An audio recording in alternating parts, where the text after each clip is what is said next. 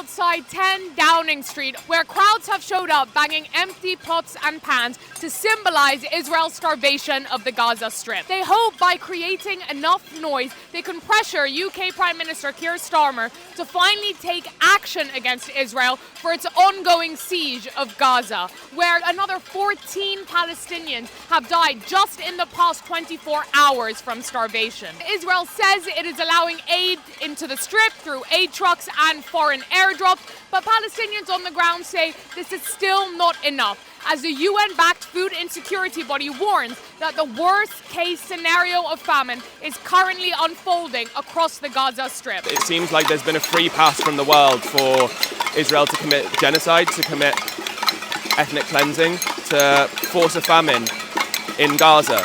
It was ongoing way before that, but it's almost like the world just gave a complete free pass since then. I personally have been protesting since the Gaza war in 2008, 2009. So it's very sad that after so many years, we are saying the same thing over and over again. The siege on Gaza has to end. You now have 2 million people concentrated into an area of 45 kilometers squared. They're being starved, they're being bombed. It is a stain on humanity. Trickling in morsels of food via airdrop is nothing but performative. Everyone knows what needs to happen, and that is that the siege needs to end, aid needs to get in. There's so much that the government could be doing in this country, and instead they're just pretending to care, pretending to make change, and just continuing the Israeli horrors. They could stop supplying weapons, they could apply real sanctions.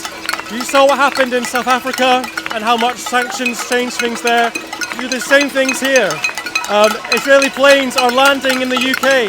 Israeli soldiers are being trained in the UK. The UK is completely a participant in what's happening, and it's horrible. My own grandfather was in a camp.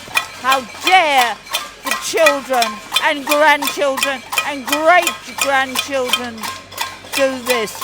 Absolutely shocked, revolted. The children, the elderly, the infirm are not getting the adequate aid. And just by doing an airdrop, one airdrop is nothing. It's like a tenth of a lorry. What they need to do is put pressure on Israel to open the borders, to let the aid through correctly. I don't have any confidence in Keir Starmer or his government, unfortunately. But I think the pressure that our groups have had and the pressure maybe from some other European countries is going to make him rethink his position.